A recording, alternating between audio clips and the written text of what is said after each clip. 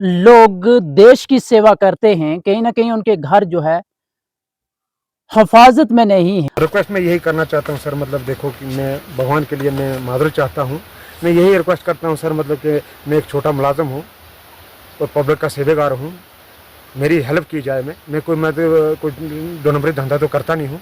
18,000 रुपया सैलरी लेता हूँ सर मैं। अब वो डंगे पे लगाऊँ सर कि बाल बच्चे को खिलाऊँ। आदाब नाजरीन, आप देख रहे हैं जेकेरियल न्यूज में आपके साथ तालिब। नाजरीन इकराम, ये जो मामला है ये जिला रियासी के सब डिवीजन माहौर का है।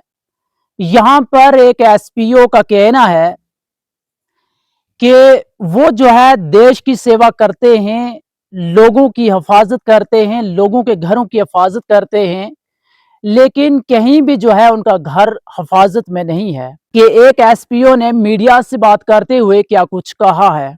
दरअसल ये मामला है गांव बठोई और ब्लॉक माहौर का। एमजी मनरेगा के तहत एक सड़क निकाली जाती है और उस सड़क की जद में एसपीओ सूरज राम नामी एक शख्स का घर आ जाता है और जो है वो अपने घर को बचाने के लिए आला हुकाम तक अपनी अपील दर्ज करता है।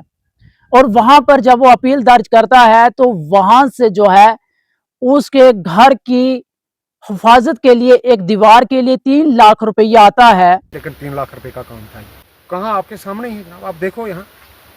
अल्लाह के लिए मतलब जहाँ मैं गलत हूँ तो आप मुझे मतलब गलत करार दें आप। और जमीनी सतह पर वो पैसा नहीं लगाया जाता है। आरडीडी महकमे पर इनका इल्जाम है कि जो 3 लाख रुपए का टेंडर एक ठेकेदार ने लगाया था वो सिर्फ एक दिन जमीन पर आता है और बराए नाम काम को कर कर चला जाता है, लेकिन उसके बाद इसके घर की क्या कुछ हालत है वो आप इन तस्वीरों में देख सकते हो कि इसका घर जो है स्लाइडिंग की जद में आ चुका है और ये शख्स जो है सिर्फ 18,000 रुपया तनख्वाह जो कि गवर्नमेंट की तरफ से इसे मिलती है उससे ये अपने घर बीवी बच्चों का जो है रोजगार चलाता है। और उसके बावजूद इसका ये कहना है कि लोगों से कर्जा लेकर मैंने जो है एक दीवार लगाने की कोशिश की, लेकिन फिर भी जो है अभी तक मुझ पर लोगों का कर्जा है। वहीं जो है एक ठेकेदार की तरफ से गफलत बरती जाती है और आरडीडी महकमे की जो है गफलत का नतीजा ये है कि आज ये शख्स जो है अपने घर में रहने से मजबूर है। जो लोग हमारे देश की रक्षा करते हैं, हमारी रक्षा करते हैं, घरों को जो है नुकसान पहुंचाया जा रहा है। आरडीडी महकमा पर इनका बहुत बड़ा सवाल है। वहीं जो है मीडिया से लोगों ने बातचीत करते हुए क्या कुछ कहा है वो देखिए इस छोटी सी खबर में। तो इसने बुलाया, हम यहाँ पे आए, पहले भी आते रहे हैं। इसके साथ ये काफ़ी दुखा हुआ है, काफ़ी नाइंसाफ़ी है, क्योंकि इसका मकान अगर निकल जाए तो बाल बच्चेदार है। तो ख़ास करके बात यह है कि महकमे की तरफ से जिन ठेकेदारों को काम दिया जाता है, अक्सर महकमे का ज़िम्मेदार आदमी उस काम के साथ कोई होता नहीं है, तो ठेकेदार अपना ठेका बनाता है। और जो ख़ास करके बड़े लोग हैं ना, गरीबों के साथ ऐसे धोखे करते हैं। आपको ये दिलाएंगे, इसको खाते में डलवाएंगे, कहीं भी है वो यही हिसाब है। लेकिन इसके साथ काफ़ी नाइंसाफ़ी है, काफ़ी इसका बड़ा नुकसान है। इसका मकान निकलने पे तैयार है। तो हम ये रिक्वेस्ट करते हैं कि इन ठेकेदारों से भी पूछा जाए और इसके साथ इंसाफ किया जाए। महकमे के पास पैसे का कोई कमी तो है नहीं।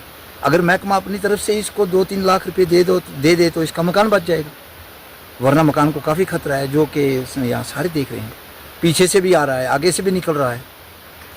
तो पोजीशन तो सामने है, वो देखो बाथरूम 2-3 लाख का है इसका, उसके आगे से डंगा निकल चुका है, ये पस्सी निकल चुकी है।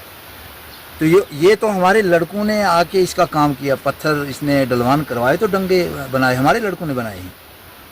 तो इसके साथ सर ये काफ़ी नाइंसाफ़ी है। और मैं ये रिक्वेस्ट भी करता हूँ, किसी ज़माने में मैं भी नायब सरपंच था, आज नहीं हूँ, कि जो काम ठेकेदारों को महकमा की तरफ से दिया जाता है उसको ठेकेदार घाटे पे उठाते हैं। उनकी आवाज़ सुनने के लिए आए। इसमें यह चीज़ है कि सारा कुछ आपके सामने है, ऐसी कोई बात तो है नहीं कोई जो चोरी छुपी है। मतलब डंगे का काम आया, इसमें पैसा मतलब 3 लाख रुपए का काम था डंगे का। एक दिन में बंदे ने काम करके और वापस बंदा फरार हो गया। अब ये पता नहीं है कि ये कौन सी गवर्नमेंट है, अन्य नगरी चुपड़ राज बना के रखा है।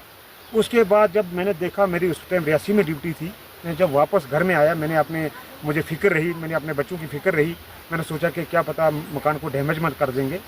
मैं नाइट के लिए आया, मतलब परमिशन लेकर, मतलब जब तो मैंने जब यहाँ देखा, मैंने उस ठेकेदार को कहा, मैंने बोला यार मैं तो सुबह ड्यूटी चला जाऊँगा, लेकिन इस काम को अच्छी तरीके से देखना। तो ठेकेदार टोटल 1 दिन में काम करके और वापस फरार हो जाता है। जितने लोग मेरे साथ यहाँ पे हैं, मतलब इस टाइम बावजूद सामने, बाकी कुछ बहुत लोग ऐसे भी हैं जिनको इस चीज़ का पता भी है।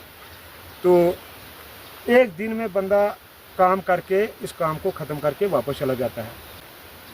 जनाब अली, फिर मैं उठा तो मैं आया जब यहाँ, तो यहाँ देखा फिर मैंने अपने जेब से पैसे लगाए। जो 18,000 रुपये मैं सैलरी लेता हूँ, उस मतलब वही सैलरी 2 महीने की लगाई। तो मैंने पत्थर मतलब डुलान करके मिस्त्री लगाकर, अभी भी मिस्त्री के 4,000 रुपये मेरी तरफ ही है।